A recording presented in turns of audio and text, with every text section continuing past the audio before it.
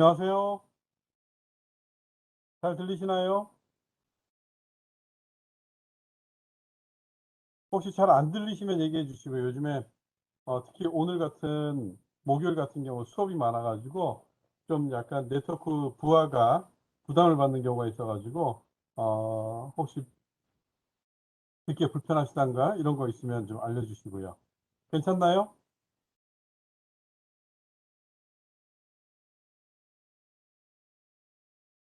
웃옷을 벗고 입상하셨어요. 무슨 얘기인가요? 제가요. 어 오늘 이제 이 강의실이 아니라 연구실에서 하니까 또 저도 여러분과 함께 조금 스포티하게 그리고 좀 편하게 하기 위해서 자켓은 벗고 와이셔츠 차림으로 이렇게 나왔습니다. 여러분도 아마 좀 더 편하게 임하셔도 좋지 않을까 싶습니다. 네. 다들 잘 들리십니까? 우리 총무님만 얘기하고, 예. 뭐, 다른 소음이나 이런 건 없지요? 예. 그러면 우리 지난 시간에 이어서 수업을 이어가도록 하겠습니다. 보니까 아직까지 안 들어오신 선생님들이 많이 계신 것 같아요. 지금 어, 한 8분 정도만 지금 7분만 수업에 들어와서 아직도 반 이상이 수업에 안 들어오신 것 같아요. 나중에 들어오시는 분들은 또는 오늘 좀 늦어서 또 우리가 명절에 또 임박해 있고 한 여러 가지 이유가 있죠. 그래서 늦게 되시는 분들은 나중에 우리 공유된 영상 파일을 그리고 녹화되어 있는 파일을 같이 참조해 주시면 되지 않을까 싶습니다. 자, 그러면 오늘 우리의 수업을 시작해 보도록 하겠습니다.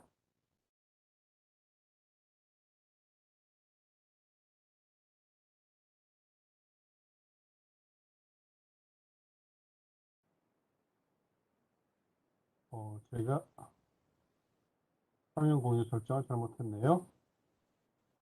죄송합니다. 다시 해보도록 하겠습니다.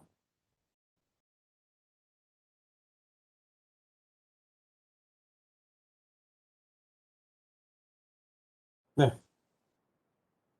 우리가 지난 시간에 수업이 끝나고 나서 수업을 함께 하셨던 분이 이런 질문을 해오셨습니다. 평소 환경미화원 등 필수 노동자의 처우 개선에 관해서 대해서 관심을 갖고 있었습니다. 지방에서법이 개정되고 지방 분권의 속도가 빨라지는 상황 속에서 어느 특정 지역의 단체장과 의회가 뜻을 모아서 환경미화원을 공무원으로 신분 전환을 하는 것이 행정법상 가능한 것인가요? 상위법이 개정되어 가능한 사안일 것으로 추측은 하고 있습니다만 이렇게 돼 있죠.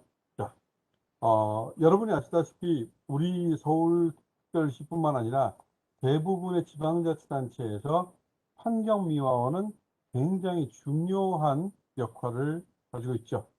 시의 환경을, 지방에서 전체 환경을 깨끗하게 한다는 의미, 또 위생과도 관련돼 있고, 또 우리 뭐 환경미화나 환경적 분위기 이렇게도 관련돼 있고, 또 무엇보다도 이제 보건상으로도 위생을 추구하고 이런 것들도 다 관련돼 있기 때문에 지방자치단체 필수적인 요원이다. 이분들이 이렇게 볼 수가 있습니다.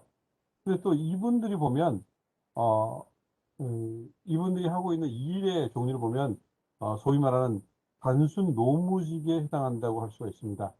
여러분도 아시겠지만 우리나라 공무원들 같은 경우는 공무원들은 공무원의 신분이 보장되는 것 때문에 공무원이라는 이유 때문에 일반 근로자하고는 다르게 일반 노동자하고는 다르게 기본권에서 노동관계기본법에서 일부 기본권이 제한되기도 하고 그 제한된 기본권 중에서도 가장 많이 있는 것이 이제 노동상권 중에 단체 행동권입니다. 그래서 보통 우리가 노동상권 또는 근로상권이라고 하는 게 단결권 그리고 단체 행동권 그리고 이런 것들이 가장 이제 중요하게 얘기되고 있습니다. 그래서 뭐 단결권이라는 건 안다시피 노조를 결성하는 이런 것들을 얘기하는 것이고요.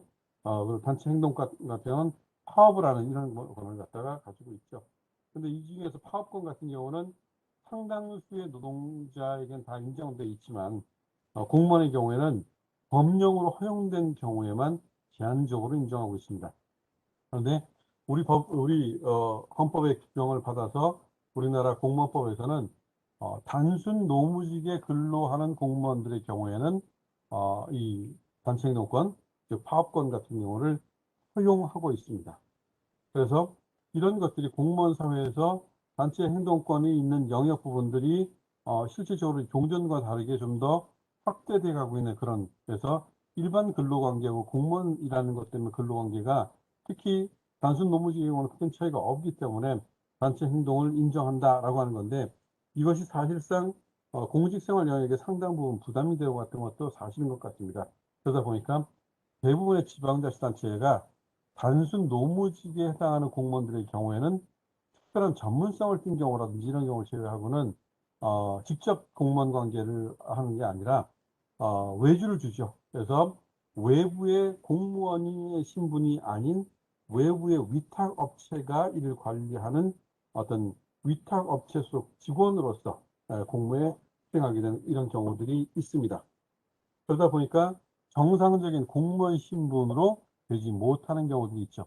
자, 이들을 공무원으로 바꾸기 위해서는 무엇보다도 이 환경미화원에 속해 있는 곳이 이 개별적인 어떤 그 위탁사무를 처리하는 일반 사기업이나 일반 기업 또는 일반 협동조합이라든지 이런 곳이 아니라 직접적으로 지방자치단체하고 직접적으로 근로 계약 관계를 유지하고 있는 이런 곳으로 돼야 되겠죠.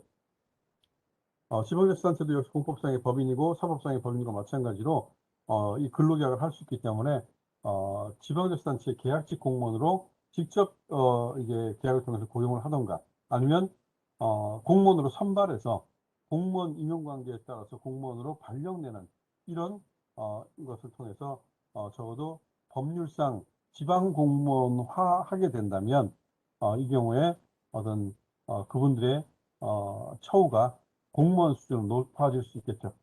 그렇지 않는다면 적어도 이런 공무원 관계를 책임지고 있는 이런 근로관계를 책임지고 있는 지방자치단체가 이를 갖다가 외부에 위탁해서 차리는 위탁 사업자하고의 관계에서 기본적으로 그 위탁인 업무인 환경미화 업무를 처리하는 자들이 환경미화를 처리하는 자들이 일정한 신분이 보장되고 또 그들이 일정한 급여와 근로시간이 보장되도록 하는 그런 내용으로 계약을 변경하거나 또는 그런 것들을 갖다가 계약의 조건으로 강화할 수가 있겠죠. 그래서 계약의 내용을 통해서 이를 구현할 수가 있습니다.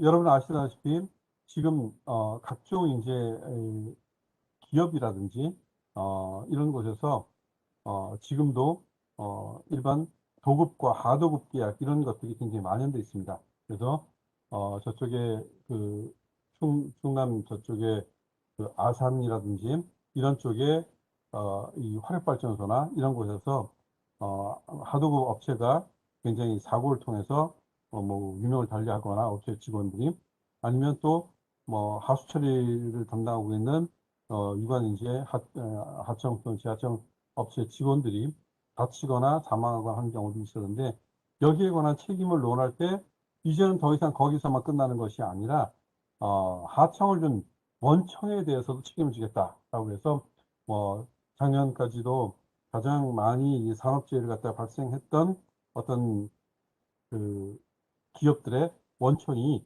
모 기업, 뭐 H모 기업, H산업개발 그 기업이었다 해가지고 여기에 대해서 특별감사를 하겠다. 또 앞으로는 어떤 이런 책임을 지을 때 가창업체뿐만 아니라 원창업체까지 책임을 지겠다라고 얘기하고 있죠. 그렇다면 이런 것들 공적 부분에 적용한다면 적어도 환경미화원의 이 어떤 무엇을 잘못해서 사람들에게 피해를 줬거나 아니면 환경미화원 자체가 직무상 업무 처리를 하다가 뭐 다치거나 한 이런 경우일 때 그 환경미화원을 고용한 고용관계에 있는 위탁업체인 외부 사기업 또는 공공단체 또는 어떤 뭐 조합 이런 데뿐만 아니라 이를 직접적으로 위탁한 지방자치단체에게도 법적 책임이 있다라고 해석할 여지가 있습니다.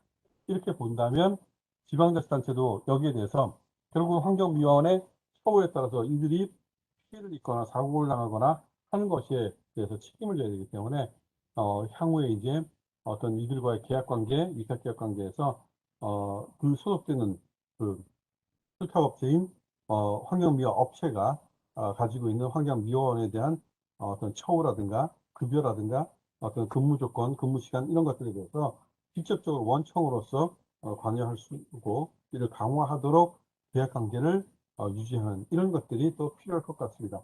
그러다 보니까 결과적으로 지방자치단체가 할 수 없는 것도 아니고 반드시 이분들이 지방 공무원이 되어야지만 개선될 수 있는 것도 아닙니다. 또 상위법이 개정되어서 이분들을 전부 다 지방계약직 공무원 또는 지방의 단순 노무직 공무원으로 화한다라고 하는 그런 것들이 되는 것이 아니라더라도 즉 상위법의 개정 없이도 현실적으로 지금 현재 운영되고 있는 그냥 운영체계 속에서도 지방자치단체가 보다도 책임성 있게 이런 위탁계약이라든가 또는 위탁업체, 수탁업체의 직원의 관리에 관해서 이 수탁사업자하고 그 계약 관계에서 보다 철저하게 고려하고 처우를 하고 관리를 하면 나아질 가능성은 충분히 있습니다. 그래서 신문을 전하는 것이 행정법상 가능할까요? 공무원으로 신문 전하는 건 행정법상 가능하겠죠. 안 될 건 없죠.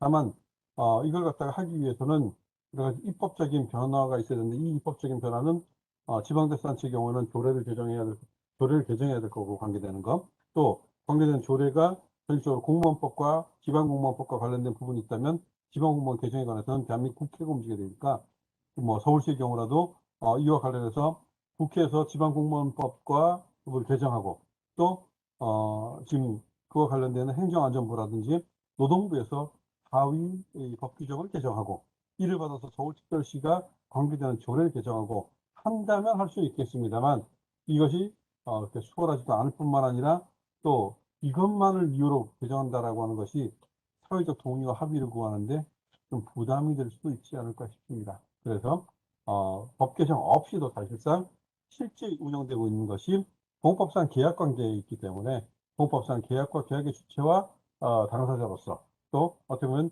이 위탁 계약이기 때문에 위탁자와 수탁자에 관해서 위탁자가 어차피 수탁자에 대한 감독청적 지위에 있기 때문에 이들에 대해서 어떤 좀 처우 개선이나 이런 것들을 요구하는 그런 것은 충분히 가능하다 이런 말씀을 드릴 수가 있을 것 같습니다. 그래서 좀 전에 얘기했듯이 지방자치단체가 조례를 바꿔서 할 수도 있습니다. 근데 조례를 바꾸려면 상위법과 관련된 부분들이 있기 때문에 조례만으로 해결하지 못하는 그런 부분들이 있습니다. 그래서 실질적으로 지방자치단체 자치권은 매우 한정되어 있다 이렇게 볼 수가 있습니다. 그래서 이에 관한 지방자치단체의 조례지정권에 관해서 우리가 좀 넓은 의미의 조례지정권과 관련된 좀 영상을 한번 공유해 보도록 하겠습니다.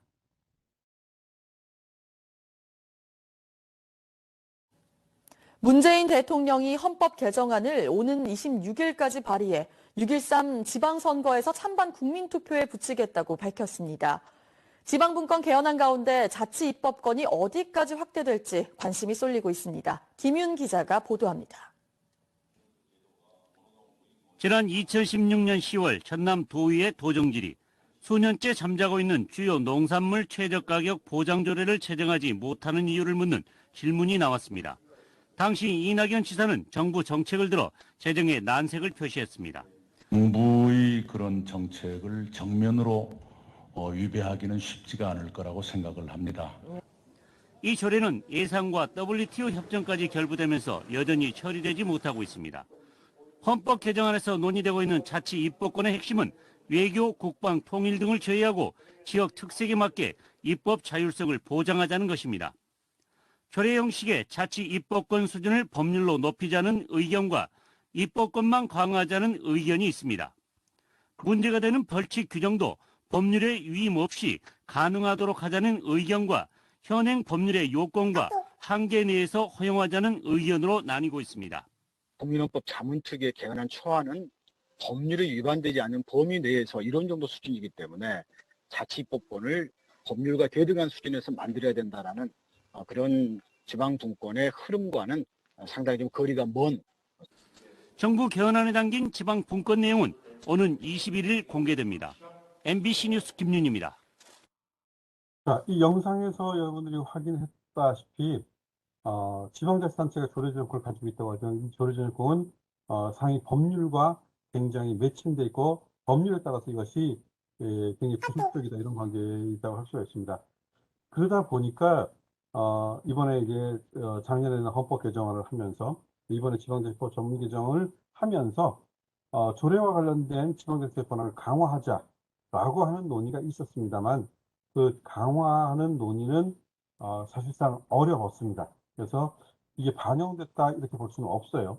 자, 다시 한번 우리가 조각적 나눠서 보자면 이렇습니다. 문재인 대통령이 헌법 국방 여기서 통일 등을 제외하고 지역 특색에 맞게 입법 자율성을 및 조례 형식의 입법권 수준을 법률로 높이자는 자, 여기서 보면 지방자치단체에게 법률을 제정할 수 있는 권한을 주자.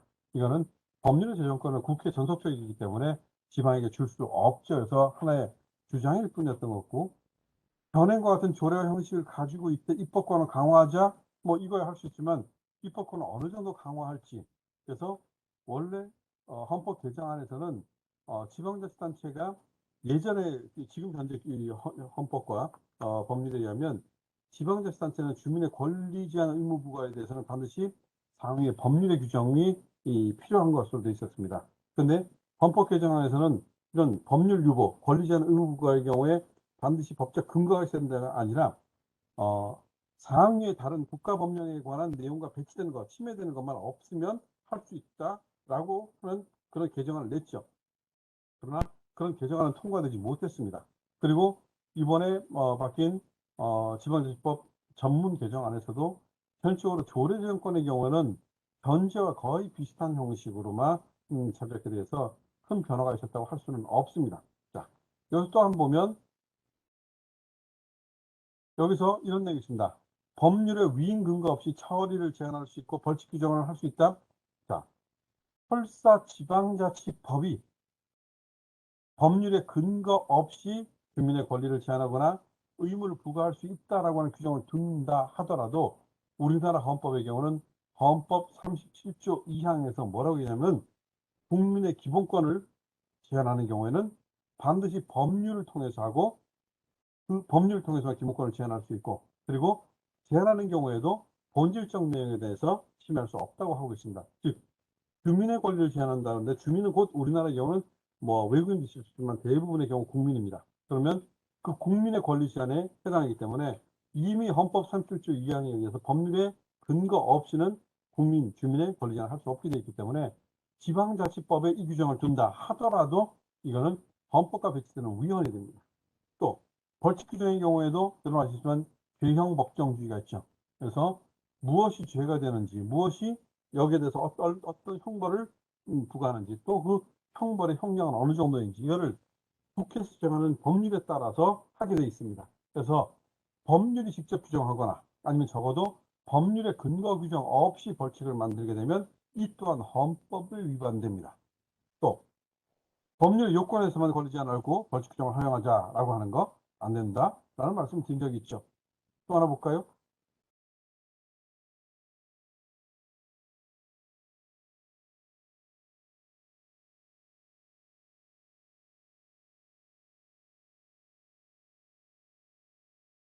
여기서 우리 김종희 의원이 한 얘기를 한번 정리해 봅시다. 국민헌법자문특위에 개헌안 초안은 법률에 위반되지 않은 범위 내에서 어떤 정도 수준이기 때문에 자치법권은 법률과 대등한 수준에서 만들어야 된다는 그런 지방분권의 근거는 상당히 거리가 먼 수준입니다. 라고 했는데 이게 헌법 초안입니다. 헌법에 뭐라냐면 법률이 위반되지 않는 범위 내에서라고 하는 건 소위 우리가 법치 행정의 원리가 두 개가 있는데 하나가 법률 유보의 원칙, 하나가 법률 우의 원칙입니다. 이건 아마 우리가 지난 시간에 수업한 적 있죠. 행정법의 일반 원칙 중에 법치 행정의 원리가 있고 그 법치 행정 원리의 내용으로서의 법률 우의 원칙과 법률 유보의 원칙이 있다. 법률 우의 원칙은 위반하면 안 된다는 위반 금지의 원칙이고 법률 유보의 원칙은 법적 근거가 필요하다는 근거주의 원칙이다라고 우리가 얘기한 바 있습니다. 잘 기억이 안 나시면 지난 학기가 우리가 수업했던 내용 한번 우리가 뽑아내서 리마인드 해보시거나 수업의 교재를 한번 참조해 주시면 좋을 것 같아요. 자, 이렇게 이 헌법과 법률과 지방자치단체 자치법의 관계에서 지방자치단체 자치법과 법률의 관계를 보면 자치법은 법률을 위반하면 안 됩니다. 이게 법률 우회 원칙. 또 자치입법으로 주민의 권리 제한 의무를 부과하는 것을 규정하기 위해서는 법의 근거가 필요합니다. 이게 법률 유보 원칙인데 헌법 개정안에서는 법률 유보 원칙은 빼버리고 법률 우위의 원칙만 지키면 된다라고 했습니다. 대단히 진일보했다고 하지만 또 위험하기도 합니다. 아까도 얘기했지만 헌법 개정 안에서 이걸 담았다고 모르지만 법률 규정에서 이걸 담으면 문제가 돼요. 왜? 법률에서는 무엇을 규정하든지 헌법 31조 2항 때문에 국민의 기본권 위반에 대해서는 법적 근거가 필요하다고 이미 헌법에 규정되어 있기 때문에 법률의 이와 다른 내용을 규정하면 위헌이 됩니다. 그런데 헌법 개정안에서는 지방자치단체가 조례를 제정할 때 헌법이니까 얘기할 수 있죠. 헌법에서는 지방자치단체가 조례를 제정할 때 그것이 법률에 위배만 안 되면 법적 근거 없더라도 할 수 있다라고 규정하면 헌법의 규정입니다. 그러면 헌법 3조 2항에는 국민의 기본권 제한에 관해서 법적 근거가 필요하다라고 하고 뒤편의 지방자치에 관해서는 지방자치단체 조례 제정권은 법적 근거 없더라도 상위법에 위반되면 되지 않으면 할 수 있다라고 해서 적어도 국가의 일반적인 입법과 조치들은 법률 유보에 적용을 받지만 해서 법적 근거가 있어야 되지만 지방자치와 관련된 영역에서는 꼭 법적 근거가 필요 없다는 두 가지가 병립하기 때문에 두 가지를 같이 놓고 제한적인 해석을 통해서 지방자치 자치권을 높일 수 있습니다. 이거는 헌법에 규정한다면. 근데 헌법에 규정 안 하고 얘가 똑같이 법률에 규정되면 헌법에 그 얘기가 없기 때문에 헌법 37조 2항하고 법률에서 법률 유보 원칙 필요 없다, 법적 근거 필요 없다, 법률에 위반되지 않으면 된다라는 것만 집어넣었다. 그러면 얘는 위헌이 됩니다. 그런데 여기에 대해서도 일반 의원들은 이 수준은 부족하다. 지방자치단체가 자의적으로 권리 의무를 설정하고 또 때때로 필요한 경우에 세금도 만들고 세금 부과도 하고 벌칙도 부과하고 이런 것들을 해야 된다라고 얘기하는 거죠.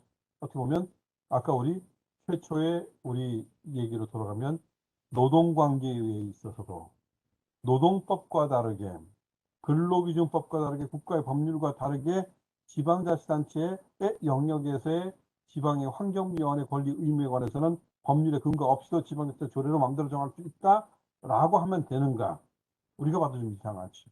그래서 이런 것들은 기존의 지방지법에 관한 개정 논의들도 그렇고 좀 자치에 관한 내용들을 강조하는 건 좋지만 그 자치에 관한 강조가 역시 자치 역시도 1국가 대한민국 안에서 이루어지기 때문에 국가 법칙서 전체에 대한 어떤 예외를 너무 크게 인정하는 것은 좀 어렵지 않느냐 이렇게 볼 수가 있겠죠. 그래서 상위법이 개정되면 이에 따라 조례도 개정하고 하면 편하긴 하지만 이게 어렵다면 사실은 할 수 있다. 원래 얘가 지방자치단체의 국권적 결정으로 누구를 임명한다 이렇게 하면 할 수 있지만 그게 아니라 지금 현재는 대부분 다 위탁계약에 따라서 이루어지고 있기 때문에 계약을 통해서 또 문제를 해결할 수 있는 우회적인 방법이 있다는 말씀을 아까 제가 말씀드린 것이고요. 그래서 꼭 상위법이 규정되어 가능하다라고 하는 건 이게 조례를 통해서만 가능하고 따라서 조례의 근거가 되는 상위법도 바꿔야 된다 이런 건데 꼭 조례가 아니라도 단순한 계약관계, 즉 지방자치단체를 상대로 하는 계약에 관한 법률이라는 게 우리나라에 있거든요. 그래서 지방자치단체를 상대로 하는 계약에 관한 법률은 전부 다 지방계약이라고 하는데 이 지방계약법에서 다 정할 수 있기 때문에 계약의 내용을 통해서도 이렇게 상위법과 직접적인 배치만 충돌만 되지 않는다면 얼마든지 할 수 있는 여지가 있다 이렇게 말씀드릴 수 있을 것 같습니다. 자, 질의는 이 정도로 하고요. 본격적으로 우리 수업을 한번 해보도록 하겠습니다. 자, 지난 시간에 우리가 지방자치의 본질이 무엇이다, 지방자치의 역사적 뿌리는 무엇이다 라는 얘기를 했죠. 우리가 지난 시간에 다뤘던 거 보면 지방자치단체가 지방자치라는 건 자, 지방자치의 우리나라 헌법에 근거는 어떤 것들이 있다라는 얘기하고 이게 헌법적으로 어떤 변화 과정을 거쳤고 또 일본 헌법과 유사하고 또 이게 미군정화의 체제에서 우리나라 흡수되면서 오늘까지 이런 일본식의 또는 미국식의 어떤 지방자치 제도가 우리나라에서 헌법에 통해서 발전되어 왔다라고 하는 그런 내용들.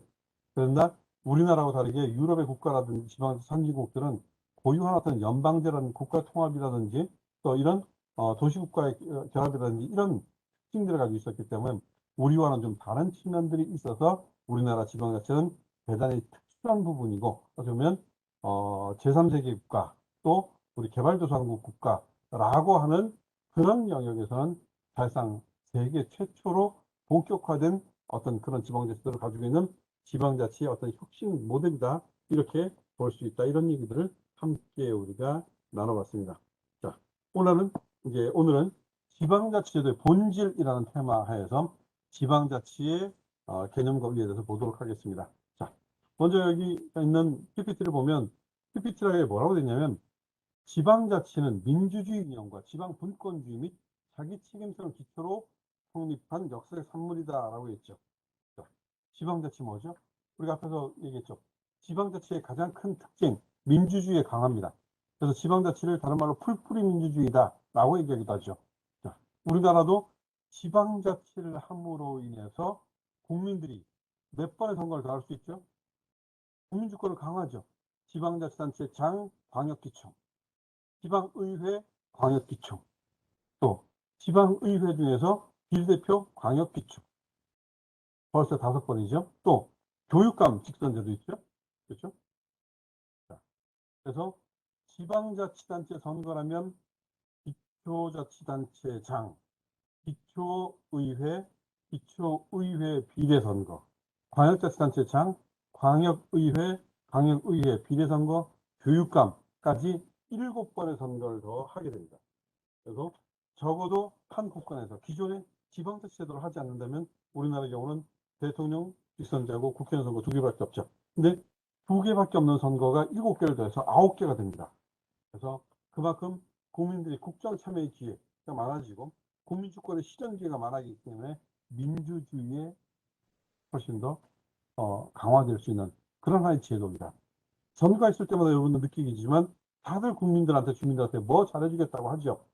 내년에도 여러분 아시지만 대통령 선거 있고 끝나자마자 또 시장 선거를 포함한 지방선거가 있습니다. 얼마나들 국민들한테 또 주민들한테 잘한다고들 열심히 약속들을 해대죠. 그만큼 그들의 약속이 공수례가 아닌다면 그 약속한 범주만큼 국민의 주권과 국민들의 참정권, 국민의 권익은 실현된다. 이렇게 또는 적어도 높아질 가능성이 있다고 볼 수가 있는 거죠. 또 하나가 이제 지방자치가 분권주의라는 거죠. 어떻게 보면 앞에서도 서구 군대 국가들을 보면 연방제를 한다, 국가 통합을 한다 이렇게 되면 굉장히 국가 권력이 하나에 집중되는 그런 모습을 보입니다. 이 집중되는 걸 방지하기 위해서 우리는 삼권 분립을 하죠. 그래서 입법과 사법과 행정이 삼권 분립해서 서로 견제와 균형을 일치하자라고 하는 것이 민주주의, 적어도 우리 헌법에서도 얘기하고 있는 삼권 분립, 권력 분립의 원리이고 이 민주국가가 운영되는 하나의 메커니즘이라고 할 수가 있죠. 그래서 의회가, 국회가 대통령을 견제하고 또 대통령이 법률을 내면 의회가 여기서 심의위에서 부결시킬 수도 있고 또 국회나 국회의원이라든가 대통령이 뭘 잘못하면 법원에서 여기 대해서 사법심사, 재판을 통해서 이걸 갖다 어떤 견제하거나 또는 바로잡기도 하고 이런 것들이 전부 다 권력 분립의 원칙이다. 그래서 수평적 권력 분립인 삼권 분립을 통해서 해결하고자 하는 거죠. 근데 지방 분권이 되면 국가 권력으로 집중됐던 게 삼권으로만 분리되고 국가가 가지고 있었던 하나의 그것이 이제 국가라고 하는 것에서 이제 지역으로 됩니다. 그래서 중앙이라고 하는 게 지방으로 또 지방 기초로 그래서 지방자치단체의 계층이 복잡하고 다변화될수록 지방자치단체 개수가 많아질수록 국가가 독점돼 있던 그 권한은 지방으로 분산되는 효과. 그래서 분산의 효과라고 하죠. 그래서 지방자치의 목적을 분권과 분산이다라고 얘기하기도 합니다. 그래서 지방분권이라고 하는 건 권력이라고 하는 것들을 나누는 분권의 개념, 또 그 권력을 갖다가 다양한 곳으로 재배치시키는 분산, 이런 개념들이 같이 들어가 있더라고요. 민주주의와 분권, 분산, 이렇게 개념입니다. 또 자기 책임성을 강조한다라고 하는 건 예전에는 국민과 국가의 개념이 있어서 국가에게 맡깁니다. 위탁하면 다음번 선거 때까지 끝 이렇게 된 거죠. 근데 이게 지방으로 가면서 선거가 많아지는 것만큼 국민들은 참정하지요. 그래서 참여해서 선거를 통해서 자신이 지난번에 뽑은 자가 누구인지 그들이 무엇 했는지를 진단합니다. 또 그 진단에 맞게 새로운 선거를 하죠. 뿐만 아니라 지방자치 현장에서는 국가하고는 다르게 좀 더 강화된 주민 참여가 있죠. 주민투표라고 주민 소환하고 또 주민주를 바람되지 하게 되고 또 주민감사 청구, 주민조례개표 청구, 또 주민참여 예산제 이렇게 해서 적극적으로 개입을 합니다. 그러면서 주민들의 자기 책임성을 훨씬 더 고양시키는 그런 것들이죠. 그래서 국민들의 입장에서는 국민들의 자기 책임성이 강화되고, 또 국가 전체 권력의 구조에서 보면 지방 분권과 지방 분산, 그래서 권력의 분권과 분산이 강화되고, 또 국민 일반적인 입장, 민주주의라는 국가 이념과 관련해서 보면 국민주권과 민주주의가 확대되는 그런 것. 그래서 이를 위해서 지방자치를 실시한다. 그래서 지방자치 바로 여기에 기초하여 성립한 역사적 산물이라고 하는데, 물론 이 역사적 산물이라는 이 단어는 우리나라보다는 오히려 서구의 지방자치 선진국들에게 더 적용된다고 볼 수 있죠. 왜? 우리는 사실 역사적 산물이기보다는 어느 날 갑자기 하늘로 뚝딱 하고 떨어졌죠.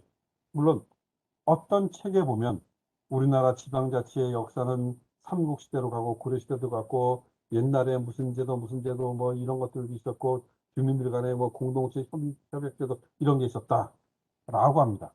예. 그 분석 또한 의미는 있을 수도 있지만 그게 꼭 지방자치라고 보기는 어렵죠. 지방자치 핵심이 뭐냐면 지방이 권력을 가지고 국가를 대신해서 또는 국가 권력의 일부를 행사하고 국민주권이 실현된다는 거죠. 주민들끼리 모여가지고 밥 같이 해먹고, 또 지방에서 뭐 할 때 행사할 때 서로 돕고 뭐 하는 거 있죠. 이거 했다고 이게 지방자치라는 건 아니라는 거예요. 지방자치는 자치입니다. 스스로 지배한다, 스스로 통치한다 라고 하는 개념입니다. 그래서 유사 개념과 지방자치를 우리가 혼동하면 안 됩니다. 그래서 예전에 이루어졌던 여러 가지 주민 공동체에 관한 부분도 물론 있을 수 있죠. 주민 협력에 관한 거 있을 수 있죠. 주민 협력과 주민 공동체는 꼭 지방자치 제도가 아니라고 할 수 있어요. 지방자치 제도는 국가와의 관계에서 우리가 봐야 됩니다. 그래서 국가로부터의 자유, 국가에 대응한 자유라고 해서 중앙 권력과의 관계에서 우리가 파악을 해야 되지, 이거를 주민들이 뭐 할 수 있었다, 서로 도왔다, 협약을 했다, 뭐 이런 거 있죠. 뭐 삼국시대 서로 도와서 뭘 했다, 이걸 갖고 지방자치로 말할 수는 없죠. 다만 지방자치 제도에 내재되어 있는 주민공동체적 특징을 거기에서도 발견할 수 있다라고 우리가 이해해야 되는 것이 맞지 않겠나 볼 수 있습니다. 자, 두 번째로서 우리나라 지방자치에서는 어떤 의미가 있는가? 정치로서의 의미가 있습니다. 또 제도로서의 의미가 있다라고 하는데, 정치적 의미에서는 주민자치, 제도적 의미에서는 단체자치라는데 뭔가? 자, 아까 얘기했죠. 지방자치의 가장 큰 특징은 보다 많은 민주주의, 보다 많은 선거, 또 분권, 분산, 또 책임성. 이거 결국 국민의 권리, 또 국민의 기본권과 국민의 정치적 기본권과 생활 기본권과 국민의 권리를 보양시키는 데 있다라고 하는 게 정치적 의미입니다. 근데 제도적 의미는 뭐냐면, 이런 걸 갖다가 국민의 이러한 기본권과 이 권리, 또 이런 국민들의 민주주의 이런 걸 갖다 강화하는데 어떠한 수단을 쓰는가라고 봤더니 하나의 제도라고 하는 것을 꾸미고 있더라. 그 제도는 무엇인가 봤더니 지방자치단체장이 있고 지방의회가 있고, 이들이 지방자치단체라고 하는 공법상의 법인체를 가지고 있고, 그 안에서 활동하면서 뭔가 주민의 복리에 관한 일을 걔네들은 하고 있고, 또 여기에 주민들이 참여하는 이런 구조를 가지고 있다라고 하는 이런 시스템, 제도. 이 시스템 제도가 바로 제도적 의미에서, 그래서 그 제도를 봤더니 우리나라는 지방자치단체라고 하는 공법상의 법인을 중심으로 해서 이게 돌아가는 거죠. 또 지방자치단체 공법상 가진 지방자치단체니까 그 안에 지방자치단체의 대표자, 지방자치단체장, 또 이와 함께 일을 하고 있는 지방의회라고 하는 기관, 이들이 어떤 주축이 됐다라고 우리가 보고 있는 거죠. 그래서 우리나라의 의미는 제도적 의미에서는 단체자치요, 정책 의미에서는 주민자치다라고 얘기를 합니다. 근데 꼭 이러냐? 아니요. 옛날 얘기입니다. 자, 오늘날엔 주민자치와 단체자치라고 하는 걸 갖다가 구분하지 않고 있어요. 오히려 보면 우리나라는 전 세계에서 가장 강력한 주민자치를 구현하고 주민참여를 합니다. 그래서 주민자치도 제도가 돼 있어요. 주민투표제도 있죠. 주민소환제도 법이 보장하고 있죠. 주민조례개표 청구권, 또 주민조례 반환제도 새로 만들어진 거, 주민감사 청구권 이런 것들이 있죠. 또 심지어는 주민소송제도 이런 것도 있죠. 이미 주민의 권리를 고양하기 위한 정치적 의미의 주민자치가 제도화되어 있습니다. 또 예전에 소위 단체자치라고 하던 것들이죠. 지방자치단체장, 지방의회 이런 것들. 옛날에 이게 제도적 의미가 있기 때문에 하나의 고정된 것, 안정화된 것, 예측 가능한 것이 되는데 이제 뭐죠? 지방자치단체장 소환제 법적이 바뀔 수 있죠. 지방자치단체장이 뭔가를 하려고 할 때 뭐 하죠? 야, 인사청문회. 부단체장 뽑으려고? 부시장 뽑으려고 그래? 아니면 지방 공기업의 수장 뽑으려고 그래? 야, 지방의회에서 얘네 전부 다 인사청문회 하죠. 또 지방의회 의원 있죠? 의원 선거제도를 하죠. 선거제도 하지만 중간중간에 뭐 할 수 있죠? 또 주민소환의 대상이 될 수도 있죠. 그렇기 때문에 이런 예전에 안정적이라고 할 수 있는 하나의 제도라고 하는 게 주민의 정치적 참여와 정치적 책임에 의해서 전부 수정될 수 있기 때문에 우리나라는 솔직히 말하면 우리나라는 어떤 사람 얘기합니다. 우리나라는 주민자치의 성격이 강한 단체자치 국가다라고 얘기하기도 하고 우리나라 그냥 단체자치 국가라서 영미식의 영국이나 미국식의 주민자치 국가하고는 달라라고 얘기합니다. 예, 대놓고 얘기하는데 미국이나 영국보다 우리나라 주민자치가 훨씬 강력합니다. 그리고 우리나라 단체자치가 그러면 완전히 안정적으로 보장되어 있는 것인가? 사실 우리나라 단체자치는 독일의 단체자치에 비하면 지방자치단체장과 지방의회의 권한과 책임이 훨씬 더 적습니다. 뿐만 아니라 이들이 항상 주민으로부터 적극적인 통제 대상이 됩니다. 그렇다면 우리나라가 유럽식 단체자치다라고 볼 수 없습니다. 또 우리나라가 영미식 주민자치다 아닙니다. 우리나라는 어떻게 보면 주민자치와 단체자치가 아주 이 효율적으로 내지는 그 전형적으로 포섭돼서 혼합되어 있는 혼합형이다라고 보는 것 또는 주민자치와 단체자치가 목적이 그 안에서 잘 정리되어 있는 그런 합체적 모습이다 이렇게 우리가 볼 수 있습니다. 그래서 우리나라는 과거 같은 단체자치도 영미식의 주민자치도 아니고 심지어는 영미식도 더 이상 주민자치로만 머물지 않고 단체자치의 모습을 가지고 있다는 거죠. 이 점에서 차이가 있다더라라고 합니다. 자, 지방자치 개념적 요소 첫 번째 지역성과 자기책임성 점 지역의 문제를 주민 스스로 결정한다. 일정한 지역성이라고 하는 것을 가지고 있다라고 하는 것. 그래서 자기책임성의 영역은 스스로 결정할 수 결정이 어지는 법률에 따른 것도 있고 지자체가 자체적으로 결정할 수 있는 것도 있습니다. 이걸 자체적으로 결정하는 건 자치권이라고 할 수 있고 또 국가가 부여된 어떤 위임 권한이나 이런 것들도 있기 때문에 자기책임성은 크기가 결정적인 지방자치 개념적 요소라고 보기에는 좀 어렵지만 지역성은 어쩔 수 없죠. 그 지역이라는 게 딱 박혀있기 때문에.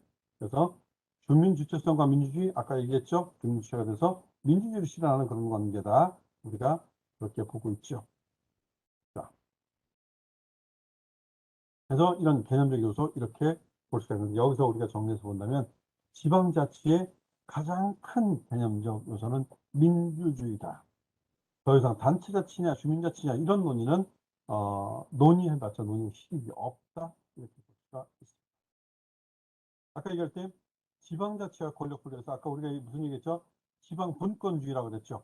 그래서 원래 국가 권력은 하나의 권력이고 이 권력이 수평적으로 입법사법 행정이라고 하는 수평적 권력 분립을 가지고 있었는데 이제는 그게 아니라 수직적 권력 분립이다라고 하는 거죠. 그래서 민주적 권력 분립 장치인데 그 중에서 어떤 거냐 수직적 측면에서 권력 분립. 그래서 맨 위에 국가 중앙이 있다면 밑에는 또 광역자치단체, 밑에 또 기초자치단체, 또 여기뿐만 아니라 광역자치단체와 기초자치단체의 정책을 함께 하는 뭐 특별자치라든지 또 대전특별자치라든지 이런 것들, 어떤 단층제 구조를 가지고 있는 특이한 모습들, 이런 것들이 다양한 모습이 혼재적으로 해서 국가의 권력에 대한 권력 분립적 또는 견제 균형적 성격을 가지고 있다는 거죠.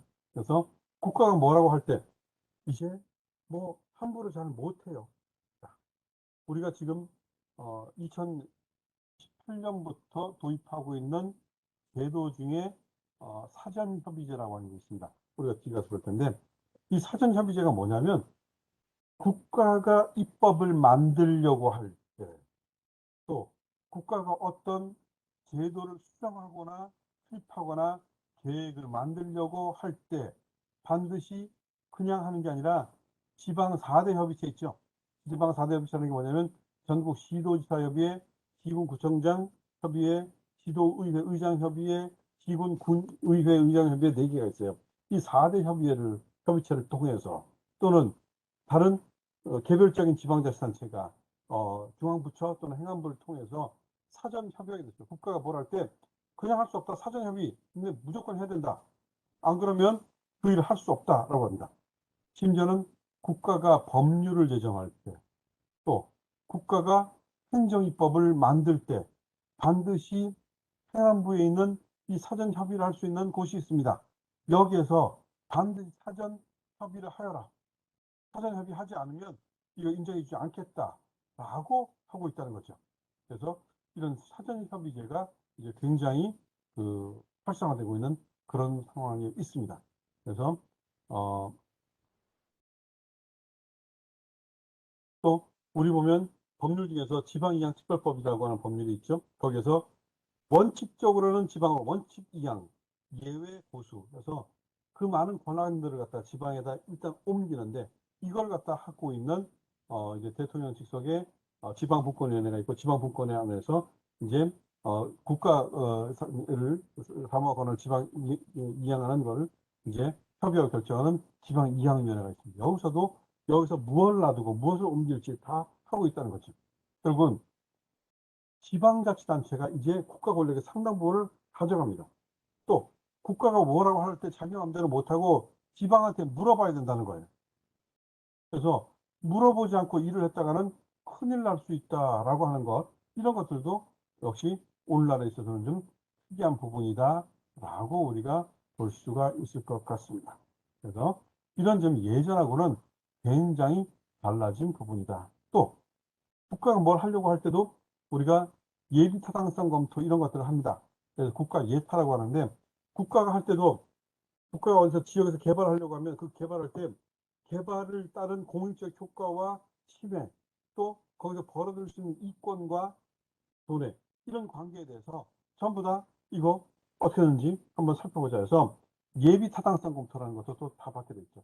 그래서 이런 지방자치와 관련되어 있는 사전 협의제를 통해서 또 예비 타당성 검토를 통해서 또 분권과 관련된 분권위원회를 통해서 이런 게서 현실적으로 민주적 장치가 훨씬 더 예전보다 강화되어 있습니다. 그러다 보니까 국가가 자기 마음대로 못하고 지방에 물어봐야 되는 이런 구조를 가지게 됐다라고 하는 측면들. 이렇게 본다면 이 권력 분립은 옛날보다 훨씬 더 강화됐다 이렇게 볼 수 있습니다. 그래서 지방자치는 그 제도 자체가 국가 권력의 수직적 권력 분립 제도이다 이렇게 우리가 보통 얘기할 수가 있겠죠. 자, 이제는 그렇다면 이런 지방자치단체가 어떤 권한을 가지고 있는가? 자, 아까도 얘기했지만 지방자치단체는 주민이 의해서 권력을 지방에 가져가는 거지. 또 수직적 권력 분립으로 국가와 권력 분립적 관계에 있다 그러면 지방자치단체도 어떤 권력이 있을 거 아니에요. 그 권력을 우리가 자치권이라고 합니다. 자치권은 지방자치단체가 자신의 사무를 자신의 책임하여 할 수 있는 권한, 또 국가하고 지방자치단체 관계에서 이 자치권이라는 건 마치도 헌법상의 국민의 기본권처럼 보호된다라고 하는 것. 그래서 이 지방자치단체는 굉장히 포괄적인 거다라고 해서 독일 같은 경우는 이 자치권을 갖다가 자치복권, 호하이트라고 합니다. 호하이트란 말은 절대적 권력이라는 뜻입니다.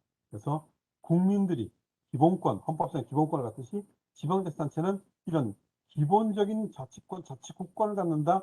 따라서 이건 하나의 헌법적인 권한이기 때문에 지방자치단체의 본래적 자치권은 법률에 의해서 또는 국가에서 자의적으로 침해될 수 없다라고 하고 있는 이런 관계이죠. 그런데 이런 자치권은 여러 가지가 있어요. 우리 경우에는 근데 이런 자치권인데 이 자치권이 그러면 지켜지는가? 실질적으로 우리나라는 지방자치권이 굉장히 좀 약한 측면들이 있습니다. 그래서 이런 약한 자치권을 갖다 강화하자라고 해서 헌법 개정에도 담으려고 하고 지방자치법 개정에도 담으려고 하고 각종 학회나 이런 데서 또 제도 개선을 통해서 또 정부 위원회를 통해서 하려고 하고 있는데 이게 좀 쉽지 않은 게 사실이죠. 그래서 이런 자치권의 강화와 관련해서 특히 자치권 중에서 우리나라에서 가장 또 떨어지고 있는 게 지방의회에 관한 겁니다. 예당초 우리가 첫 시간에 수업에서 얘기했지만 우리나라 헌법에서는 뭐라고 하냐면 지방자치단체 의회를 둔다 해서 의회가 헌법기관이라고 그랬죠. 지방자치단체 장애 선임 방법 기타 이런 것들은 법률을 정한다. 그래서 지방자치단체는 법률기관입니다. 즉 서울특별시의회는 대한민국 헌법에 의한 헌법기관입니다. 서울특별시장은 법률기관입니다. 그를 직선제로 뽑는 건 법률에 의해서입니다. 근데 법률기관인 서울시장이 헌법기관인 서울시의회를 사실상 더 우월한 지위에서 통제하고 있다 또는 통과하고 있다라고 해도 과언이 아닌 것이 우리의 현실이다 보니까 좀 문제가 있죠. 또 특히 서울시장 같은 경우도 우리가 보죠. 아까 여기서 보면 서울시의회는 헌법기관이고 서울시장은 법률기관이라고 하는데 서울시의회는 헌법기관이에요. 근데 서울시라고 하는 지방자치단체는 아까도 얘기했지만 자치권을 갖는다고 했죠. 그러면 그 자치권을 갖는 서울특별시의 시장은 자치권의 주체인 서울시의 대표 선수이기 때문에 상당히 높죠. 근데 서울시장의 법적 지위 어디죠? 자, 이렇게 묻죠. 행안부 장관이 높을까요? 서울시장이 높을까요? 라고 하는 걸 우리끼리 얘기하면 행안부가 감독처니까 더 높지 않은데 일반 국민들한테 물어보십시오. 일반 국민들한테 물어보면 일반 국민들은 장관이 국가니까 더 높지 않나? 아니면 이렇게 합니까? 아니죠. 서울시장 얘기는 잘 들었는데 장관 누군지 모르는 사람도 많아요. 물론 지금 장관은 좀 국회의원 출신이라서 좀 다르긴 하겠지만 좀 다르게 예를 들어봅시다. 여러분들이 잘 모르는 거. 모르는 장관 어디가 모를까요? 장관 중에서 잘 모를 만한 장관. 예를 들면 노동부 장관, 보건복지부 장관. 자, 있다. 문화관광부 장관은 또 국회의원 출신이니까 알 거고 국회의원 출신이 아닌 일반 개별 장관 이름을 택하면서 이 사람이 영향력이 있는가? 오세훈 서울시장이 영향력이 있냐면 서울시장이 더 없다고 얘기하죠. 그래서 실질적으로도 예산 규모라든지 권한이나 수업되는 공무원 총수로 본다면 서울시장의 권한은 막강하지. 어떻게 보면 어떤 사람들은 소위 예측하기에 서울시장은 거의 부통령급이다 라고 얘기하는 정도로 강한 어떤 법적 위상과 영향력이 있다고 볼 수 있는 거죠. 그런데 서울시장은 중앙부처의 급으로 말하면 차관급입니다. 장관도 아니고 차관급이에요. 그래서 원래 대통령이 이제 소집하는 회의를 갖다 추진하는 국무회의에 앞에 못 앉아요. 앞에 장관급이 쭉 앉죠. 차관급은 안 오지만 오더라도 뒤에 배석하게 돼 있죠.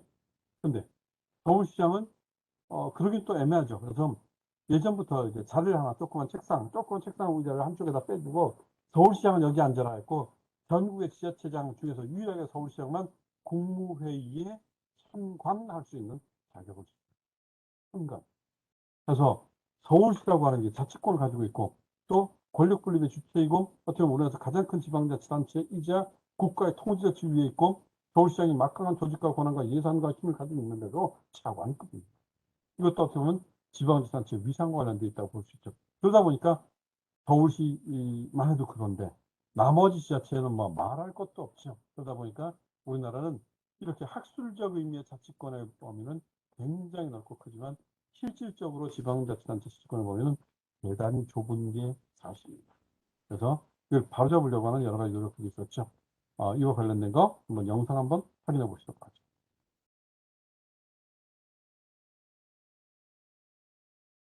지방의회의 역할 강화 등을 담은 지방자치법 개정안이 30여 년 만에 국회를 통과했는데요.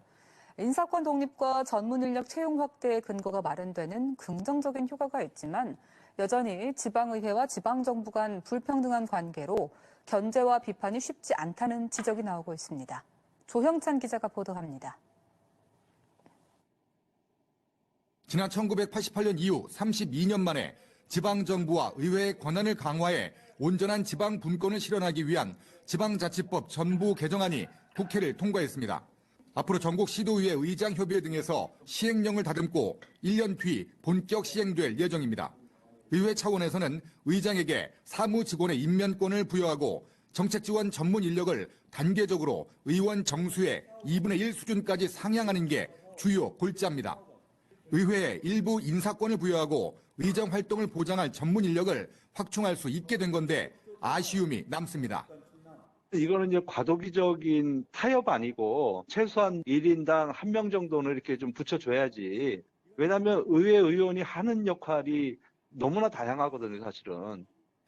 지방정부에 대한 온전한 비판과 견제를 위해 권한이 강화돼야 한다는 지방의회의 염원은 반영됐지만 여전히 갈 길이 멀다는 게 현장의 반응입니다. 우선 인사권의 범위를 광역과 기초의회 어디까지 할지, 인사교류의 범위를 행정부까지 포함할지 여부부터 시행령 제정 과정에서 난항이 불가피합니다. 재정과 예산 편성의 자율권과 인사청문회 근거 규정은 여전히 반영되지 않아 이른바 기울어진 운동장으로 불리는 지방의회와 지방정부 사이의 불평등이 여전하다는 주장이 나오는 가운데 최근 국회에 제출된 지방의회법이 하루 속히 제정돼 지방자치법에 상응하는 법적 위상을 가져야 한다는 목소리가 커지고 있습니다. 조직이라든지 인사라든지 예산이라든지 그런 거에 대해서 아무것도 없이 조례로만 되다 보니까 국회는 국회에 맞게 조직 운영에 대한 법이 있는데 지방의회는 그런 법이 하나 없는 거예요. 지난 1991년 처음 출범한 이후 사실상 지방정부의 권한을 가려 30년을 보낸 오늘날의 지방의회가 건전한 감시 기능 강화를 위한 새로운 전환점에 섰습니다. MBC 뉴스 조형찬입니다. 네, 여기서 나와 있듯이 좀 전에 의원이 그런 얘기를 하지요. 아무것도 없다. 그래서 이 지방자치단체 중에 지방의회는 조직, 인사, 예산 이런 거에 대해서 아무것도 없이 그냥 조례만 규정한다라고 되어 있죠. 또 이 앞에 보면 이 영상 중에 지방에서 인사청문회 할 수 있는 근거 규정도 없다라고 했는데 지금 보신 이 영상은 지방자치법 개정안 초안이 국회에 나갔을 때 영상입니다. 그 이후에 이 지방자치법의 개정안은 국회 단계에서도 여러 차례 개정되고 이 개정법률에서는 지방의회 인사청문회에 관한 근거 규정도 국회에 들어갔습니다. 또 지방의회 의원의 소위 유급보좌관이라고도 사람들은 얘기하지만 사실 유급보좌관은 아니고요. 정책 전문 인력이라고 하는 게 옛날에 초안에서는 광역의원만 대상으로 했는데 이제 기초의원까지도 포함하는 걸로 해서 폭넓게 그 안에 들어가게 됐죠. 그런데 그럼에도 불구하고 아무것도 아니죠. 왜? 국회의원 같은 경우는 그 보좌관이 공익근무원까지 포함하면 9명의 보좌관이 있습니다. 개인당. 근데 우리는 바뀌었다고 하는 것이 지방의회 의원 정수의 2분의 1만큼의 정책 지원 전문 인력을 갖다가 우리가 뽑을 수 있게 됐고, 그것도 이제 시행령 바뀌어야 된다고 여기 나와 있는데 시행령이 이번에 입법 예고됐습니다. 그 입법 예고에 하면 뭐냐면 그 정책 지원 전문 인력은 절대로 지방의회 의원 개인의 의정 업무를 보좌할 수 없도록 명문화하고 있습니다. 즉 그들은 누구 개인 의원에 속하는 것이 아니라 정책 지원 전문 인력에 모여 있는 특별한 부서를 갖다 가지고 그 안에 수속돼서 지방의회 전체적으로 또는 상임위원회 활동 또 필요한 경우 개인의 입법 활동을 지원할 수 있는 건 사업상의 지원이지 개인에 대한 의정 활동 지원을 할 수 없도록 규정에 못 받고 있습니다. 또 2분의 1까지 해준다고 했지만 그 2분의 1 그냥 2분의 1이 아니라 예산의 범위 내에서 4분의 1부터 전체적으로 2분의 1까지 나가겠다라고 하고 있습니다. 이런 점들. 그래서 정책 지원 전문 인력에 관한 것도 있죠. 또 이제 지방의회 의회직 같은 경우를 만든다고 했는데 그 순환을 갖다가 광역 단위에서 순환하게 되면 인사 순환이 막히기 때문에 사실상 의회직 공무원의 입장에서는 어떤 승진이라든지 전보라든지 이런데 불이익이 있을 수밖에 없습니다. 그래서 적어도 특광역시라든지 이런 경우에는 그 안에 자치구들이 있기 때문에 자치구까지 포섭해서 할 수 있다라고 하는 그런 측면에서 인사교류라든가 아니면 인사의 부분에서 좀 자체적으로 지방의회직 운영될 여지가 있지만 그게 아니라 도 단위 같은 경우는 그 안에 속해 있는 시구는 워낙 멀리 떨어져 있고 이렇기 때문에 인사교류나 이런 것이 사실상 어렵기 때문에 인사교류 자체가 좀 좋지 않고 또 의회직이라고 하는 자체가 오히려 그로 인해서 수석 공무원들에게 불리해질 수 있다 이런 점들도 아직까지 해결되지 못하는 그런 과제들이 남아 있습니다. 그러다 보니까 안 되겠다 해서 치고 나온 게 바로 지방의회법이죠. 그래서 국회 같은 경우 우리나라에 국회법이 있죠. 이 국회법에서 국회에 관해서 국회와 국회의원의 지위나 그 안에서 운영되는 시스템과 이런 것들이 전부 다 규율되는데 우리나라 지방의회가 하는 것은 실질적으로 그 소프트웨어적 운영에 관한 부분이라든지 또 조직에 관한 거라든지 이런 것들이 없기 때문에 이런 것들을 국회 법률로서 한번 못 박을 필요가 있다라고 하는 게 지방의회법입니다. 근데 또 이와는 반대 목소리로 지방의회가 지방자치단체가 스스로 자기네 그 조직권이라는 건 인사권과 조직권과 운영권을 가지고 있는데 헌법에 의해서. 그렇다면 스스로 할 수 있는데 왜 자꾸 국가한테 입법을 만들어 달라고 얘기하는 거야? 라고 하는, 그렇게 해서 국가에 의존적인 게 안 좋다라고 하는 그런 어떤 관념들도 함께 공존하고 있는 게 사실입니다.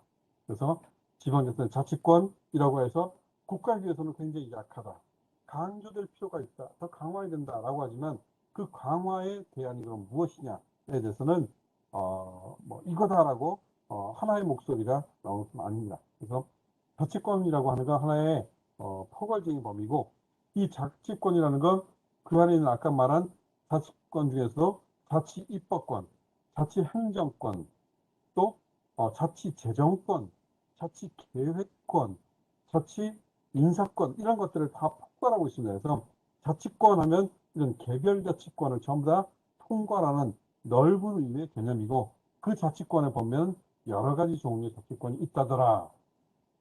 자, 우리가 이 자치권에 관해서는 지금은 이제 대표적으로 조직국권의 부분하고 그리고 그 다음으로 계획국권에 관해서 볼 텐데, 그 외 나머지 자치권은 이제 우리가 알고 있는 입법국권이라든지 재정국권 이런 거는 뒤에 가서 지방의회 입법, 지방자치단체 입법을 다루는 과정에서 또는 지방자치단체 재정을 다루는 과정에서 우리가 다시 한번 그때 가서 점검하고, 지금은 그 대표적으로 조직국권, 그리고 또는 조직국권을 포함하고 있는 조직 또는 인사국권, 그리고 여기서 지방자치 계획국권, 이런 거에 대해서 우리가 좀 보도록 하겠습니다.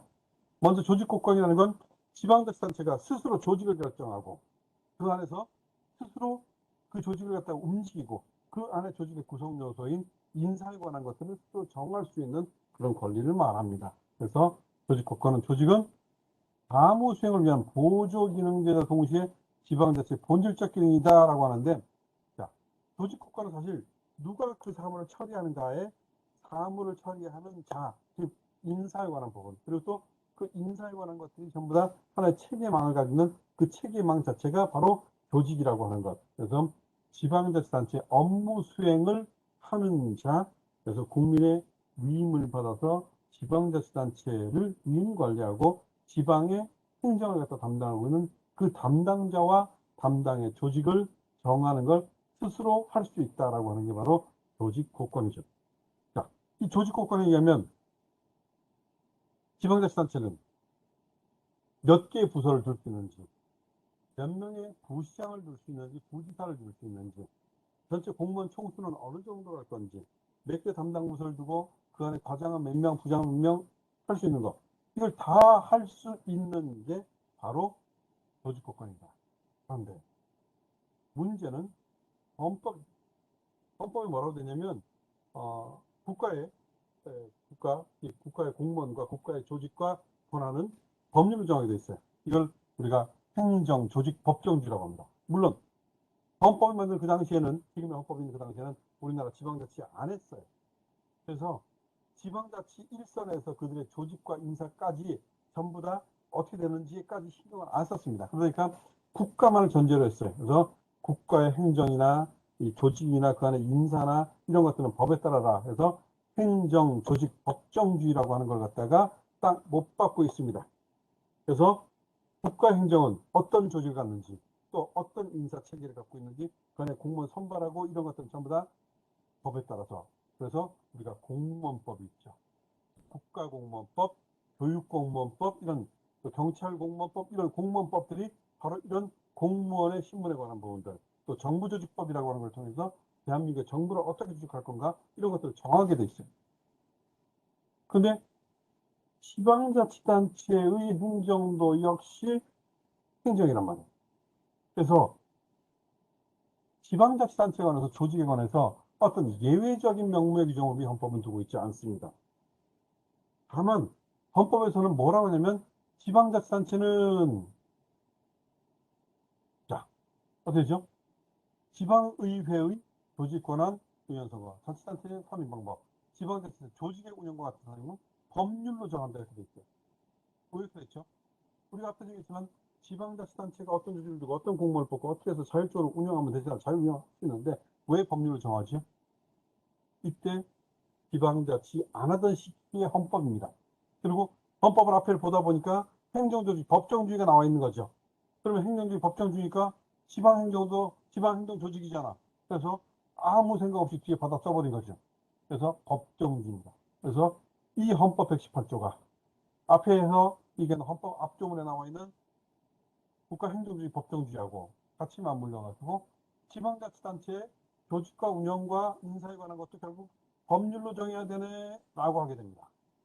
그래서 지방공무원법에 따라서 조직을 만들죠.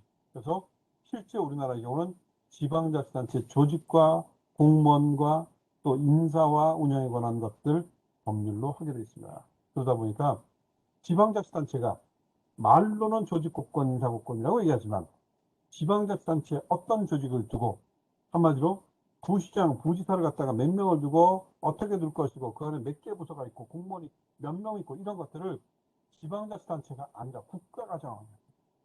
그러니까 굉장히 조직국권은 우리나라는 인정되지 못하는 국가와의 예속적 관계에 있다 이렇게 볼 수 있습니다.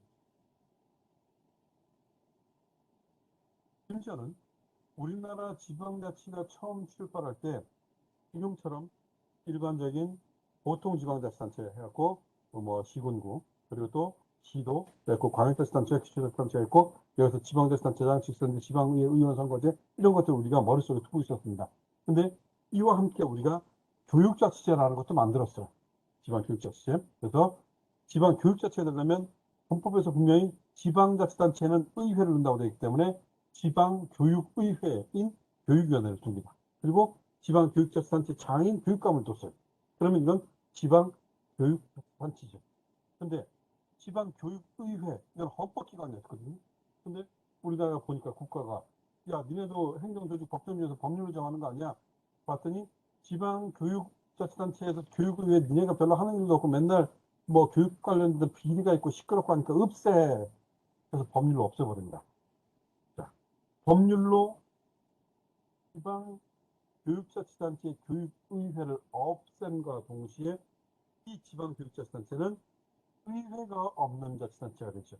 근데 헌법에는 지방자치단체는 의회를 둔다고 되어 있기 때문에 지방교육위원회, 교육위원회가 빠져나가면서 더 이상 우리나라는 지방교육자치단체가 없습니다.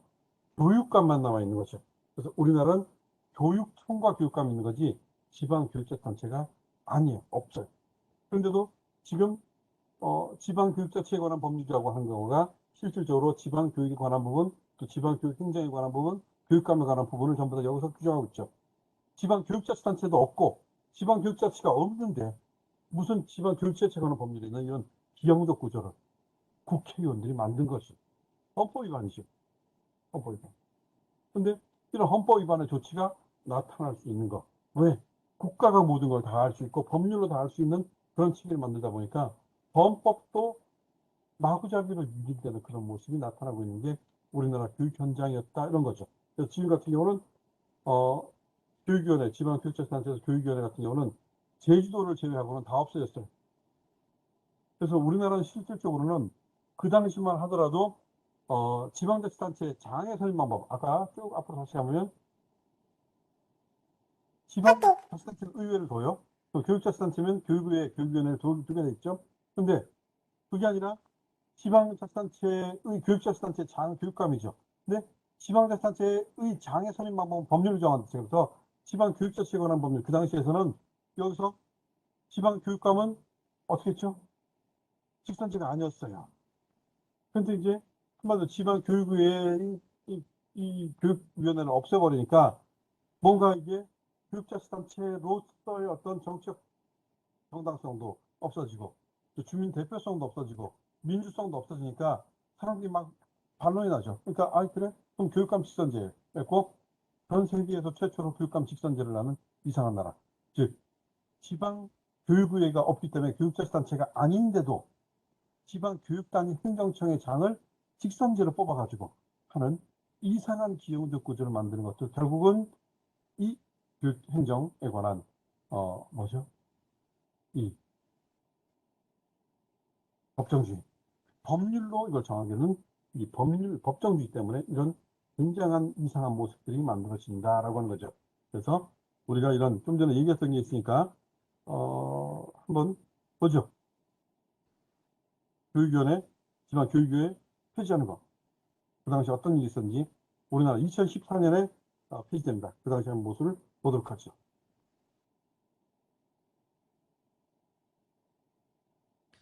오는 6월 치러지는 지방선거부터 광역의회 교육의원이 폐지되고 교육 경력이 없어도 교육감이 될 수가 있습니다. 국회의원들이 만든 교육자치법 때문인데요. 교육의원들은 교육자치를 훼손하는 이 규정들을 개정하지 않을 경우에는 의원직을 사퇴하겠다고 배수진을 쳤습니다. 박수인 기자입니다. 전국 광역의회 교육의원들이 교육자치를 지키기 위해 한자리에 모였습니다. 교육감 후보의 교육 경력 조항을 되살리고 일몰제가 적용돼 폐지되는 교육의원 제도 계속 유지하라고 정치권에 촉구했습니다. 지도교육위원회를 유지하고 교육위원 수를 대폭 확대하라! 확대하라! 확대하라! 확대하라! 교육의원 일몰제 폐지와 교육감 후보 교육 경력 부활은 진보와 보수 진영을 떠나 교육계가 한 목소리로 외쳐왔던 요구였습니다. 하지만 지난달 활동을 시작한 국회 정치개혁특위는 교육계의 목소리를 외면했습니다. 오히려 새누리당은 교육감 선거를 시도지사 선거와 묶어서 치르려는 입장이어서 교육계의 반발을 사고 있습니다. 광주시의회 박인화 교육위원장을 비롯한 4명의 교육의원들은 정개특위가 교육계의 요구를 끝내 묵살하면 의원직을 내놓겠다며 전국교육의원협의회에 사퇴서를 제출했습니다. 교육의 헌법 정신, 자주성, 중립성, 전문성 이걸 좀 이렇게 소홀히 생각하셔가지고 그냥 행정자치하고 교육자치하고 통합하려는. 교육의원들이 사퇴하면 광주시의회 교육위원회 기능이 중단돼 당장 다음 달로 예정된 시교육청 정원 조정과 인사에 파행이 불가피합니다. 기득권과 정쟁에 몰입해 있는 여야 정치권의 힘겨루기에 밀려 교육 자치는 설 자리를 잃고 있습니다. MBC 뉴스 박수인입니다. 네. 좀 전에 이 영상에서 보신 것처럼 국가가 법률 개정해갖고 헌법기관인 지방의회, 교육의회를 없애버립니다. 이래도 말을 할 수가 없지요. 왜냐하면 이게 국가의 공권력 처리이고 이게 일반 국민들의 기본권의 침해로 바로 나타났다고 할 수 없기 때문에 이를 상대로 해서 특히 지방자치단체는 헌법 소원을 청구할 수 있는 청구인 자격이 없습니다. 또 국민들이 이게 기본권의 직접적 침해다라고 해갖고 할 수도 없어요. 왜? 우리나라 경우는 법률이 위헌인 경우 또는 법률을 하기 위해 행정입법이 위헌이라 하더라도 이게 직접적으로 일반 국민에게 권리 침해를 가져가고 일반 국민이 이를 이유로 소송을 제기하고 그 소송에서 제기된 담당 판사가 그 근거가 되어 있는 입법이나 규정이 위헌이다라고 하는 걸 이유로 해갖고 여기서 명령 규칙에 관해서는 위헌 심사를 갖다가 대법원에 또 법률에 대해서는 위헌 심사를 헌법재판소의 담당 판사가 제청해서 품신하지 않으면 안 올라갑니다. 그러면 그 누구도 위헌 법률과 위헌 규정에 대해서 다툴 수 없게 되어 있습니다. 지방자치단체는 아예 헌법소원에 청구인 적격이 없어요. 청구를 할 수도 없어요, 우리나라. 그러니까 실질적으로 국민에게 직접 목에다 칼을 겨누는 그런 규정이 아니라면 실제 우리나라 위헌 법률 심판이 거의 불가능한 그런 수준이죠. 그러다 보니까 순수한 제도적 측면에서 또 순수한 어떤 정치의 영역에서는 위헌이라고 하는 그런 지적이 있는 그런 조치들이 상당히 난무하고 있는 그런 현상이다 이렇게 지적을 받고 있기도 합니다. 자, 이렇게 지방자치단체는 조직권이 있다라고 우리가 얘기를 하고 있는데도 불구하고 행정조직 법정주의에 따라서 지방행정조직과 지방공무원과 지방인사도 전부 다 국가법률에 종속되어 있고 심지어는 국가법률이 헌법상의 필수기관에 대해서도 조치를 해서 지방자치의 어떤 근간에 흔들리는 그런 모습도 우리 헌정사에서 발견되어 왔다라고 하는 거죠. 자, 아까 지방교육위원회 폐지된 거 봤다면 이제 한번 교육감 직선제 한번 봐보죠. 교육감 직선제는 도대체 뭔데? 왜 나왔는데? 한번 확인해 보도록 하죠. 학교 현장도 시끄럽습니다. 지금처럼 유권자 손으로 교육감을 직접 뽑는 게 옳은 건지 직선제에 대한 논란이 다시 나오고 있습니다. 자, 왜 나왔죠? 원래는 지방교육위원회가 있었는데 폐지하고 그 폐지에 대한 반향으로 교육감 직선제를 넣었어요. 근데 교육감 직선제가 이게 민주적인 것, 또 주민 대표성을 지킨다는 건 있지만 헌법상의 근거도 없습니다. 또 전 세계적으로도 그 이해를 찾기가 쉽지 않습니다. 그리고 교육위를 폐지하는 폐지의 대가로 교육감 직선제를 놓는다는 것도 조금 특이한 점이죠. 물론 교육감도 직선하고 민주주의가 많아지는 건 좋은 일이에요. 하지만 그게 꼭 교육감일 필요가 있는가라고 하는 거. 왜냐하면 교육이라는 게 우리나라처럼 지역마다 다른 교육의 내용과 교육 서비스의 차이가 있다. 사실 지금도 그렇지만 어느 지역에, 지금은 좀 다르지만 예전에는 어느 지역에서는 무상급식을 하고 어느 지역에서는 무상급식을 안 합니다. 어떤 지역에서는 국정교과서라고 어떤 경우에서는 거민제 교과서라고 이런 때가 우리나라에 있었어요. 이런 걸 보면 교육 수요자인 일반 국민은 자기가 사는 곳이 어디냐에 따라서 배우는 게 달라지고 먹는 게 달라지고 학교가 달라지게 되는 거니 과연 보편적인 헌법상의 교육권에 부합할 수 있냐라고 하는 그런 문제가 제기되고 있던 것도 사실입니다. 이승훈 기자가 전해드립니다. 직선제 존폐에 대한 교원단체 의견은 이념에 따라 분명히 갈립니다. 교육의 정치적 중립성 보장 정신에 위배되는 교육감 직선제는 즉각 폐지되어야 합니다. 지방교육자치의 핵심은 교육감 직선제다. 교육감 직선제를 통해서 지방교육자치가 내실화될 수 있다. 직선제와 관련한 가장 최근 여론조사는 국책연구기관인 한국교육개발원이 했습니다. 1심 평결전 여론은 찬성 54.9, 반대 32.8, 모른다는 의견이 12%를 조금 넘었습니다. 교육감 직선제의 대안으로는 도지사 교육감 러닝메이트제 등 여러 의견이 나오고 있습니다. 현 정부에서 직선제가 도마 위에 오른 건 진보 교육감이 대거 당선된 6.4 지방선거 직후입니다.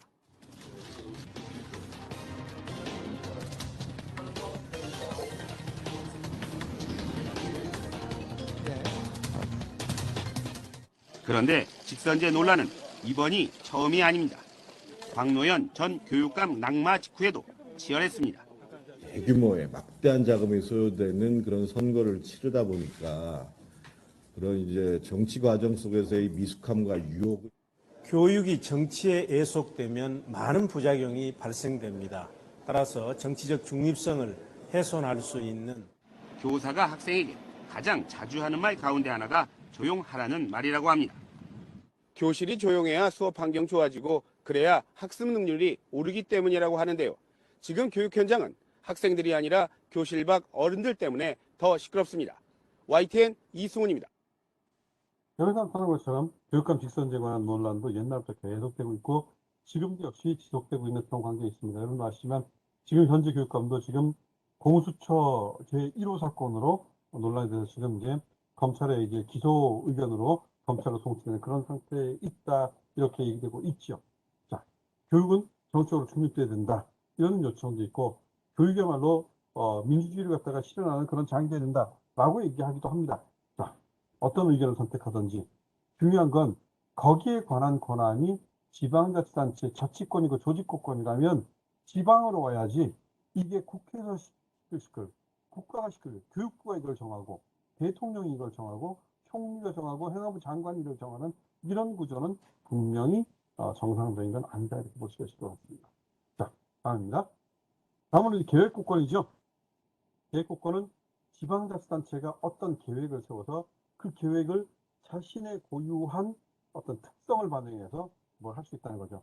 근데 계획이 뭐죠? 계획이라는 건 앞으로 무엇을 할 것인가를 미리 정하는 거죠. 그리고 이 정할 때 뭐 하죠? 여러 가지 요소들이 있습니다. 인적 요소, 물적 요소, 재정적 요소, 기반적 또 주민들의 요구 뭐 이런 것들 있죠.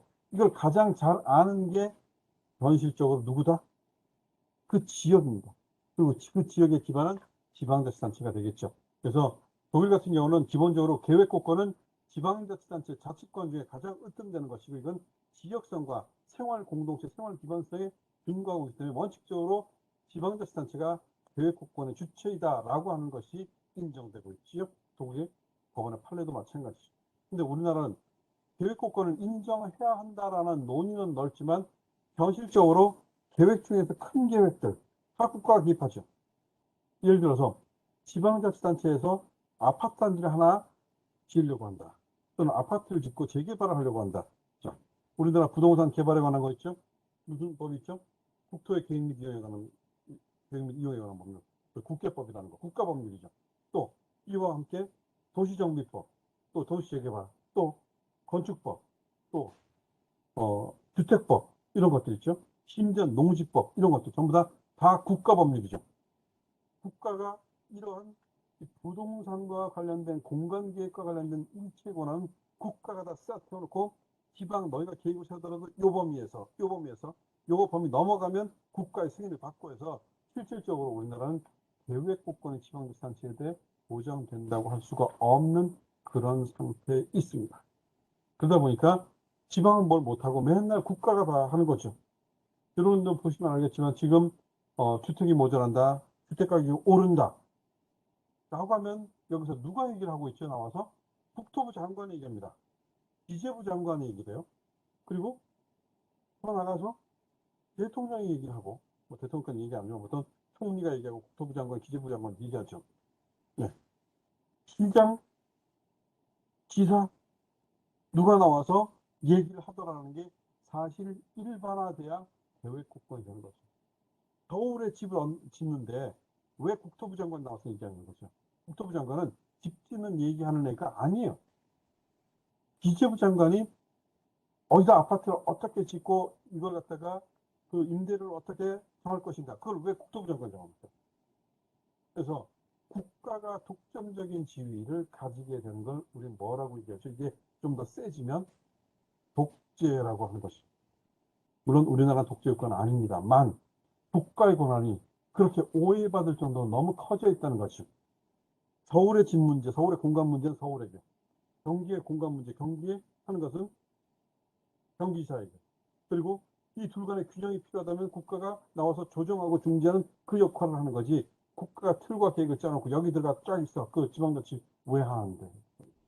이런 것들이 보면 자치권에 관한 전반적인 침해라고 할 수 있는데, 사실 자치권을 침해한다기보다는 기본적 세팅 자체에 지방자치가 없었다라고 얘기하는 게 훨씬 옳은 것 같습니다. 그래서 이런 점에서 자치권에 관한 좀 한계점이 있더라, 이런 얘기를 하게 됩니다. 제가 좀 오늘 얘기를 많이 하는 것 같네요. 자, 떠들다 보니까 또 오늘도 시간이 다 돼갑니다. 원래 추석 명절 전에 여러분에게 좋은 덕담 많이 하고 우리나라 좋은 나라 만만세하고 이 보름달 보면서 좋은 소원 많이 비세요라고 얘기하는데, 어떻게 얘기하다 보니까 조금 우리 지방자치와 관련된 현실에서는 약간 아쉬운 한계 부분을 많이 말씀드린 것 같아서 그 점에 대해서는 여러분께 좀 양해와 이해를 구하겠습니다. 자, 아무쪼록 여러분 모두 이제 사실상 내일부터 우리 연휴가 시작되는 거나 마찬가지죠. 예, 코로나 전국 때문에 많이 어려운 상황이지만 한가위 보름달 보시면서 마음의 풍성함도 가지시고 실제 여러분이 생활하는 속에서도 풍성한 명절 잘 누리시기 바랍니다. 그래서 여러분이 질문 있으시면 오늘은 제가 조금 강의를 갖다가 강화로 좀 했기 때문에 또 시간도 약간 넘어서는 그런 감이 있기 때문에 오늘 수업은 이 정도로 하고, 수업 시간 다음 수업 때는 꼭 다루고자 하는 내용 이런 게 있다면 여러분께서 미리 메일이라든가 이런 걸 통해서 우리 조교한테 연락을 통해서 질문 제출해 주시면 다음 시간에 꼭 같이 함께 다루도록 하겠습니다. 오늘 수업 강의하시느라고 힘드셨을 텐데 수고 많으셨고, 특히 여러분들이 어떤 이 디바이스로 수업을 보고 계신지를 보면 제 가슴이 아픕니다. 과반수 이상이 휴대전화로 지금 수업을 듣고 있다는 걸 알고 있기 때문에 이런 점에서 제가 조금 아쉬운 마음을 갖고 조금 어서 빨리 우리가 좀 안정화돼서 직접 얼굴 보고 수업하게 되기를 저도 보름달 보면서 한번 기원해 보도록 하겠습니다. 자, 그러면 모두 명절 잘 되시고 오늘 이 정도로 수업 마치도록 하겠습니다. 수고하셨어요. 고맙습니다. 고맙습니다. 감사합니다. 수고